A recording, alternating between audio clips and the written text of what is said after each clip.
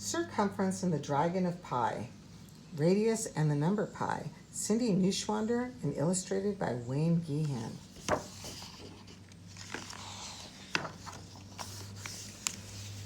Circumference and his son Radius sat in the shade of a tree, enjoying a delicious midday meal. Partway through the lunch, Circumference grabbed his stomach and doubled over in pain. "Oh, my belly," he wailed. "It feels like fire. Radius, run to the castle, find the good doctor, and give me a cure." Radius ran to the castle and up a winding staircase to the doctor's workroom. The doctor was out. Radius entered the mysterious place full of plants and potions. "What shall I do?" he wondered. "Father is in great pain. I've got to bring him something." Radius looked at several bottles. He murmured. "This says fire belly. Father has fire in his belly. Maybe this will cure it." Radius picked up the bottle and hurried back to Circumference. The knight gratefully took the bottle and gulped the liquid down. Kaboom! Circumference disappeared, and a dragon now sat on the grass. "Ah!" screamed Radius. "Where is my father?" Here," hissed the dragon, flames slithering out of its mouth. Help me," it pleaded, and belched puffs of smoke into the sky. "I feel beastly."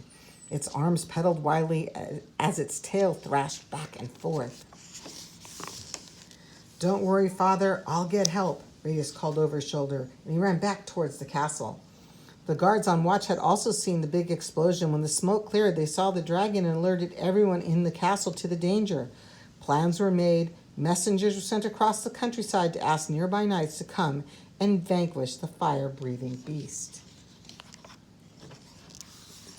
"Mother, mother," called out Radius as he hurried into the castle.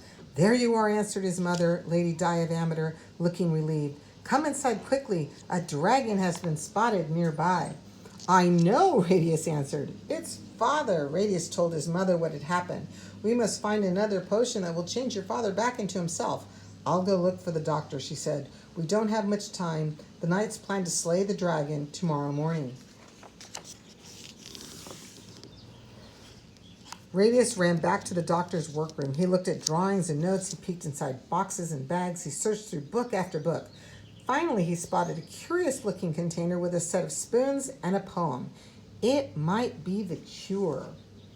The circles measure. Measure the middle and circle around. Divide so a number can be found. Every circle, great and small, the number is the same for all. It's also the dose, so be clever, or a dragon he will stay forever. Measure the middle and circle around, thought Radius. I'll bet geometry can help. Carpenters measure things every day. Geo was with his brother Sim when Radius arrived at their workshop. They were looking at a wheel Sim had made. No matter where you look around the circle, the spokes go across the middle and cut the circle exactly in half, Sim said. Such a lovely design, complimented Geo. When Radius heard across the middle and around the circle, he had an idea. He needed to go back and reread the poem. "Goodbye," he called as he rushed out. As he ran through the kitchen, he saw his cousin, Lady Fingers. She was baking pies. She measured strips of dough into equal lengths with a span of her fingers. "Help me finish the last pie, please," she pleaded. Radius thought about Sim's wheel. He arranged the strips of the pie like the spokes. There were 3 strips left over. He draped them around the rim of the pie pan. 1, 2, 3 strips go almost all the way around the edge. "Pinky, may I have a little more dough?" asked Radius. Pinky was Lady Fingers' nickname. Lady Fingers handed him another strip of dough. Radius folded it in half, but half was longer than he needed. He folded it in quarters, but even a quarter of the piece was so too long. He folded it in eighths, and the eighth was almost right. Almost, but not exactly. "Pinky, I've got to get going," said Radius. "Farewell."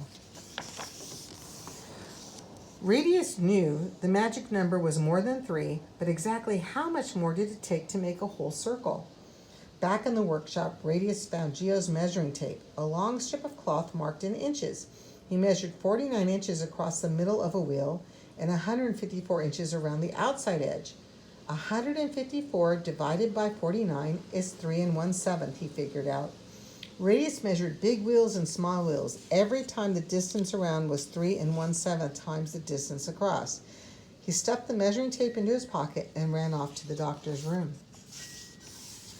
As Radius ran around the corner, he saw his mother coming toward him. "There you are," Lady Di cried. "I cannot find the doctor anywhere. What are we going to do?" "It's all right, Mother. I know what to do." He showed her how he figured out the magic number. He measured an onion slice, a basket, a bowl, and a round cheese. Lady Di drew some diagrams to show the measurement. "That makes sense," she said. "Good work. I'll go and tell your father while you get the medicine. Don't forget, we have only until morning."